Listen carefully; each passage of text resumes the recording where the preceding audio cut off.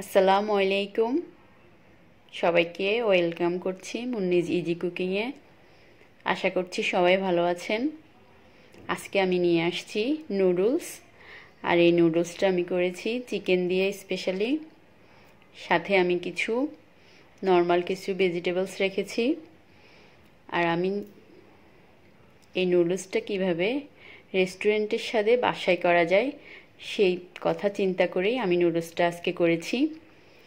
একদম আমি যেভাবে করি ওইভাবেই করেছি।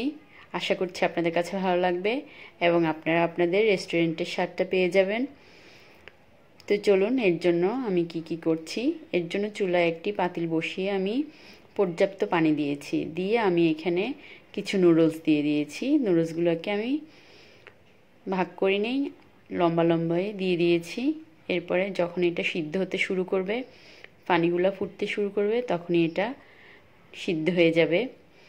সেক্ষেত্রে আমার এখানে কিছুটা সময় লেগেছে, আমি অপেক্ষা করেছি। আর এই পর্যায়ে আমি চুলাটা হাই হিটে রেখেছি। আর এটা অনেক রিকোয়েস্টের ছিল আমার এই নুডলসটা, সেই কথাটা চিন্তা করে আমি নুডলসটা করেছি একদম আমি যেভাবে করি ওইভাবে। এরপরে নুডলসটা আমি শুধু পানি দিয়েছি, আর কিছুই দিইনি, তেল লবণ কিছুই দিইনি। সিদ্ধ হওয়ার পরে আমি একটু চেপে দেখেছি, যখনই দেখেছি এক চাপের সাথে এটা দুই ভাগ হয়ে গেছে, তখন এটাকে নামিয়ে আমি কিছুটা লবণ এটার সাথে মেখে দিচ্ছি। যেহেতু আমি সয়া সস ইউজ করেছি, সেই ক্ষেত্রে আপনাকে অবশ্যই খেয়াল রাখতে হবে লবণটা কী পরিমাণ দিবেন। এরপরে চুলায় একটি ফ্রাই প্যানে আমি এখানে দিয়েছি 3 টেবিল চামচ পরিমাণের মতো তেল, সয়াবিন তেল দিয়েছি। সাথে দিয়েছি কিছু পরিমাণ চিকেন কুচি। চিকেনটাকে আমি লম্বা লম্বি করে আর একটু মোটা করে কেটে নিয়েছি। এরপরে আমি দিয়ে দিচ্ছি এখানে হাফ চা চামচের কম জিরা, হাফ চা চামচের কম গোলমরিচের গুঁড়া, একটু পরিমাণ লবণ, আর 1 চা চামচ পরিমাণ রসুন বাটা আর আদা বাটা, দুটো একসাথে দিয়ে আমি দিয়েছি এখানে। তারপরে আমি 2-3টা রসুনের কোয়া আমি এখানে কুচি নিয়েছি, আর দিয়েছি পেঁয়াজটা আমি দিয়েছি এখানে 3টা মাঝারি সাইজের পেঁয়াজ দিয়েছি কুচি করে। দিয়ে এখন আমি সবগুলোকে নেড়েচেড়ে, মিডিয়াম আছে নেড়েচেড়ে নিব। যখনই দেখব এটা একটু পেঁয়াজটা একটু গলে গলে আসলো, একটু নরম হয়ে গেছে, গলে না ঠিক, তারপরে সাথে দিয়ে দিয়েছি আমি 1 কাপ পরিমাণ গাজর কুচি। গাজরটাকে আমি লম্বা লম্বি করে কেটেছি যাতে নুডলসের মতো দেখা যায়। এরপরে আমি এটাকে 2-3 মিনিট করার পরে ভাজার পরে এখন দিয়ে দিচ্ছি আমি এখানে 6 থেকে 7টা কাঁচামরিচ লম্বা লম্বি করে কেটেছি আমি।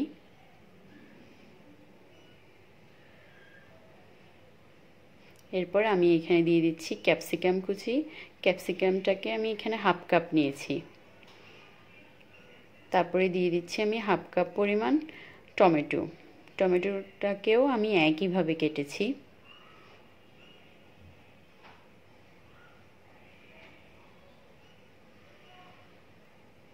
তারপরে আমি একটু 2-1 মিনিট এটাকে নাড়বো, মিডিয়াম আছে আমি এটাকে নাড়তেছি। নেড়ে চেড়ে এটাকে আমি একটা সাইড করে এখন আমি দিয়ে দিব এটার সাথে ডিমটা আপনারা আলাদাও ভাজতে পারেন, আমি একটা সাইডেই ভেজে নিচ্ছি একটু তেল দিয়ে। একটা ডিম আমি দিয়ে দিব।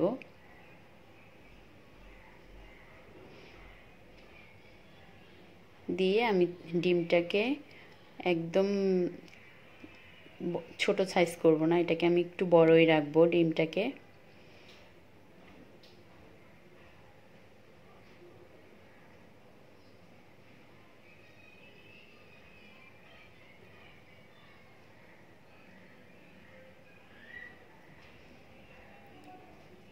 তারপরে ডিমটা যখন আমার ভাজা হয়ে যাবে, এবার আমি একটা সাইড করে রেখে এটাকে আবার একটু তেল দিয়ে দিব 2 টেবিল চামচ পরিমাণ, দিয়ে আমি নুডলসটা দিয়ে দিব একটা সাইডে। দেখুন আমার নুডলসটা কেমন আছে, এখনও ঝরঝরে কেমন। তারপরে আমি 2টা কাঠি দিয়ে এই নুডলসটাকে তেলের সাথে মিশিয়ে নিব। এই সময় আমি ঠিক 2টা কাঠি দিয়েই এটাকে মিশাবো তেলের সাথে, যাতে এটা মিশে যায়। এরপরে আমি এখানে দিয়ে দিব 3 টেবিল চামচ পরিমাণ মতো সয়া সস। মিশানো হয়ে গেলে আমি এটার সাথে দিয়ে দিব 3 টেবিল চামচ পরিমাণ সয়া সস।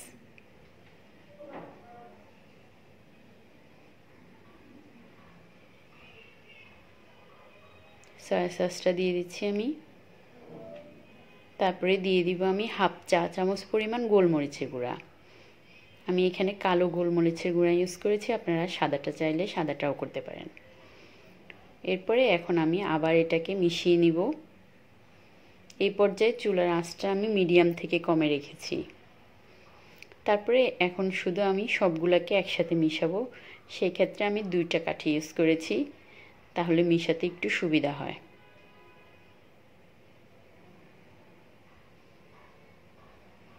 আশা করি এভাবে আপনারা যদি নুডলসটা করেন তাহলে রেস্টুরেন্টের স্বাদও পাবেন আর আপনাদের কাছে অবশ্যই ভালো লাগবে। আমি খুব চেষ্টা করেছি যাতে আমার নুডলসটা খুব ভালো হয়, আপনাদের পছন্দ হয়। আশা করি আপনাদের কাছে ভালো লাগবে।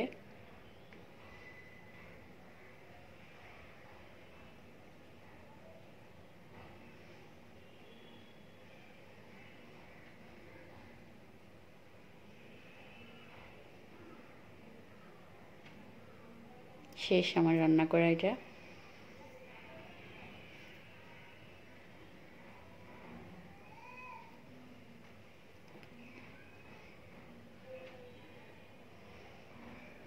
দেখুন নুডলসটা কেমন হয়েছে।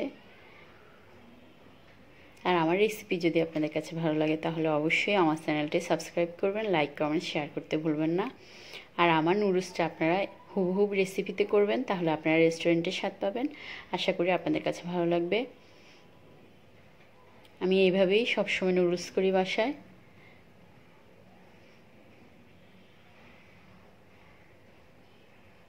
সবাই খুব ভালো থাকবেন। সবাইকে অসংখ্য ধন্যবাদ এতক্ষণ সাথে থাকার জন্য। আল্লাহ হাফেজ।